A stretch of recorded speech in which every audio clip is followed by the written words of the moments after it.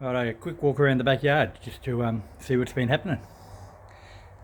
From the back door, path looking up towards the back fence, now have a garden arch. Got some mandevillas growing on that. They've only been in a short time, so they haven't done much, but this time next year they should cover that arch. Over here, you remember that was all dirt. There used to be a hole here for the septic tank. Well, I've put a box and cover over the top of the septic tank, mulched it and planted it. I'm not sure whether this will mean much to you for being from South Australia, because they don't seem to grow that much in South Australia, but I've got 3 daphnes, one there, one the other side of the garden arch. I've got feijoas, really nice fruit.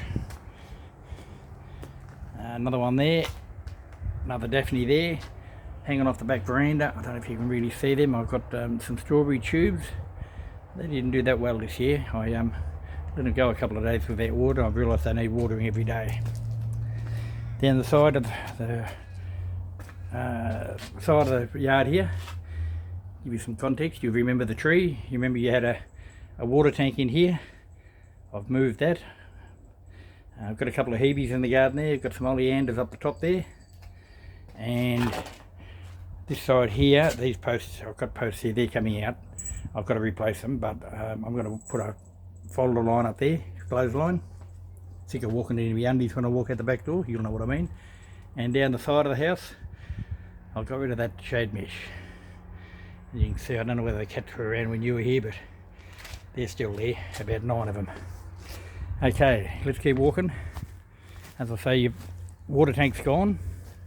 That was a bit of an effort, to be honest, getting rid of that. And all that sand that was under it. The tree, you'll remember the tree, I've had the tree trimmed up a little bit so I can get grass growing under it. As you can see, I've got borders in everywhere now, edging. I made a little nook in here. I've picked up a little Jack and Jill seed I picked up down the tip. Well, yeah, that'll fit just nicely.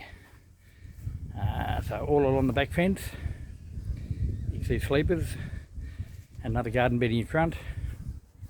And I've planted callistemons. The idea with the callistemons is let them grow higher than the fence, hide the shed, and then grow something underneath them. So walking over towards the middle of the yard between the house and the shed, you remember there used to be a 6-foot fence. It's obviously gone. I've moved it. You'll see it in the distance there, as a boundary fence. And there was a couple of big grapevines there. Well, I ended up having to pull them out, which hurt, because they were nice old grapevines. But what I've done, I've planted raspberries in their place. So I've got raspberries. And now your fruit trees, remember the fruit trees? You've got apples, you had the apricot, mandarin, you had a nectarine, lemon and an orange. I'll come back to them in a minute. Just remember the fruit trees. In this area, you had another water tank under the mandarin tree. I got rid of that. Funny thing is, it was full of water, but the bottom was rusted out. So it's just the muddy in the bottom that was stopping the water coming out. But and I've built garden beds, veggie gardens. I've got 8 going at the moment. I'm in the process, you can see in the distance there, building 6 more. So we'll have veggies. Now the grapes I pulled out, I was a bit sad about pulling the grapes out, but I did replace them. I planted grapes along the back of the shed. That's a green seedless. And on the other side of the shed here, heading back towards the house, it's a red seedless. So we haven't done away with the grapes altogether. Let me just keep walking. Okay, now along with your fruit trees, I've planted a peach tree. Got about a dozen and a half peaches up that one this year, which I was really happy with. Next to it I've got a cherry. Nothing yet, but it's only a 1.5 years old. Peach tree's only a 1.5 years old too, but it went mad. So hopefully next year we'll get some cherries. I've got room down the side. You'll see everything's mulched now. I got rid of the concrete that was under all the trees. Mulched everything. Down towards the front there, I've got room for probably another 5 or 6 fruit trees. I put in a big water tank at the end of the shed. And you'll recognise this little bugger. This is the one that was sitting over behind the house. Now the house and shed are all plumbed into these 2. So everything from the house comes in, it all goes into the big one, and then the overflows goes into the little one. Compost bins, put some compost bins in. So I'm going to put grass clippings and all that other stuff. You can see it looks like a bit of a building site out here at the moment, because it is, because I'm doing those garden beds. Once they're in, I've got a heap of mulch to put down again all around them. Let's swing you around, go for a wander out the front, show you what's happening. Okay, I'm doing fruit trees. I've also planted some tree tomatoes or tamarillos. They're going exceptionally well. Things have only been in maybe 6 months, kicking on nicely. Front yard, the flea bane, yeah, that's ongoing. Can't do a lot about that. And I've got a heap of tin here because I'm going to re-roof the skillion part of the back of the shed. It's starting to rust, so I've got some second-hand iron, but it's in good nick, so that'll do nicely for the skillion on the back of the shed. Now I've made the driveway a circular driveway. I'll put this garden bed in the middle, so that's where your stobie pole was, the front of the house. Put the circular bit in there. I've still got to finish it. And going out there, and there's a mulch I've got to put on the garden yet. Now, front yard, I was going to leave the front yard till last, but I got a heap of mulch 12 months ago.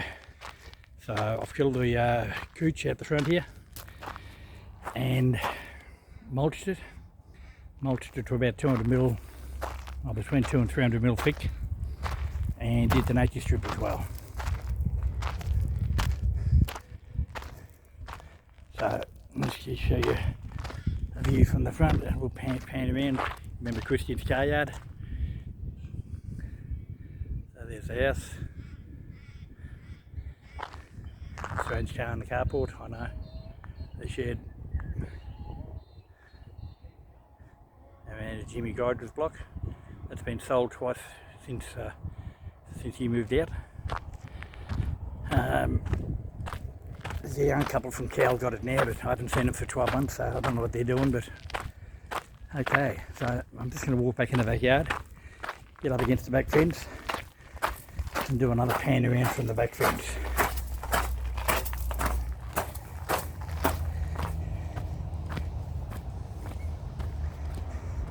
Well, this could be a little bit difficult to thumb out now. Tried to get out as early as I could in the morning. So up against the back fence, tom shed. Okay, the gum tree. I've got to say I was really pleased with that gum tree. That's probably what sold the house, that gum tree. Then Christian's fence. Around the back of the house. Arch there. Banana tree there. Another arch there. Another arch there.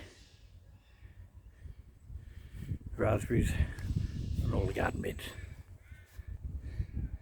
And fruit trees. So there you go. That's what the place looks like now. Okay, you guys have fun. See ya.